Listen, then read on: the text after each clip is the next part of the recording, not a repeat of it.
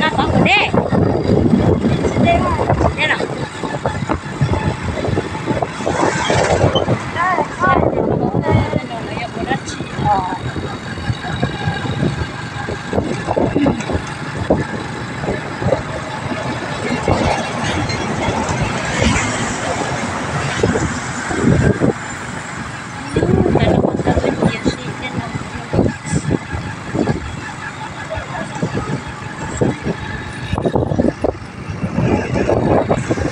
nó chỉ nhóc á rồiแต่biết rồi nhóc á chỗ kia cái giờ phải cái nó cái nè chỗ kia nè mà chỗ kia một cái lúc thế ta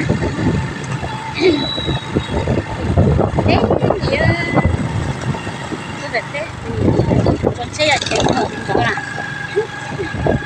con xe cả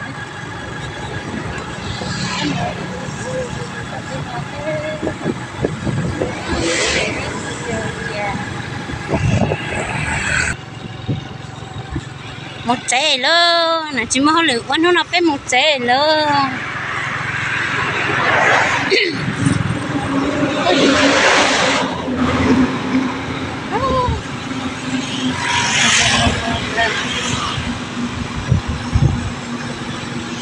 Đấy cửa cho cái nào, cho cái nào chắc có một bé luôn, đấy thôi.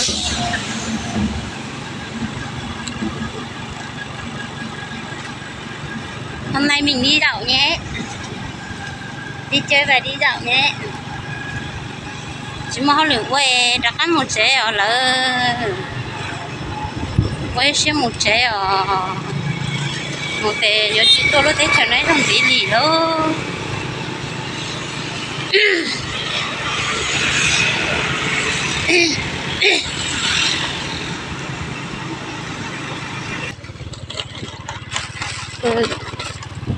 Cái gì là hạt giống quá, cái này là hạt giống quá.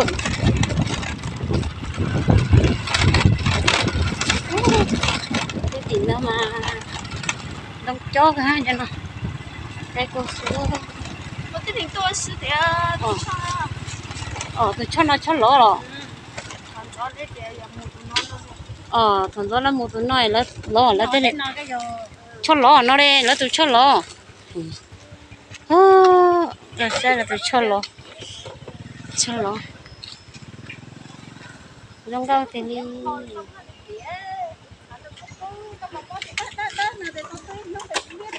Ôi da. Tụi nó chân cha chả đủ là để tụi nó vỗ rung. Nhớ rung à. anh này cứ cho lon đã bình dương là gần bốn là cái lúc khu công nghiệp Tâm Bình á. Giờ nè.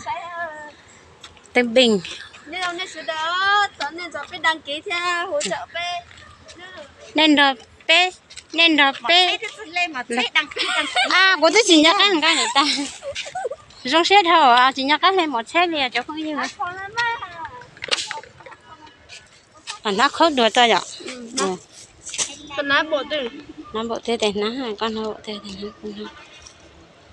con sát từ nhận hoàn nó cắn chặt ta. Con nào chỉ có thế không có mà chứ làm té bây giờ. Té con nào trên té. Ấy có sừng dúa chứ cơ. Có phải có tôi phải chế tôi sinh ra tôi phải chế rồi. nãy giờ nó chín à nó biết sai sai ô chỉ nói có nhiều số bây giờ có nhiều món nọ bây giờ lệ tôi nhớ được có thay cũ rồi đó vậy này nó kêu để tiếc rồi gì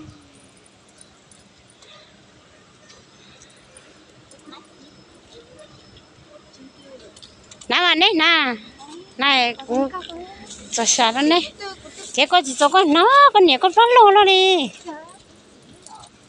để tiếc nó trâu đấy xí mà giờ đại nha xí xí ra con nó dùng câu tự liền tôi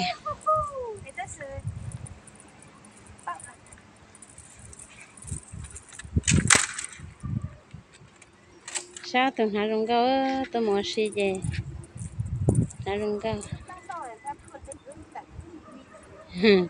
cặp lăn lăn lăn thôi nó lấy con này à nó lấy cả mà nó nãy có tầm mà có chỉ mới có lúc cho có lẽ đi xa mùa có lúc cho khỏe mất nem rồi trời nãy lúc có họ mới cho có lẽ đó cái thay cũ này chỉ có thấy á wow sẽ cho chọn câu ta là chọn câu xứ chọn câu ta ở trong câu trò tiêu khởi chân đau chuyện đi rồi chỉ cho khỏe luôn trong lúc đôi nhau ấy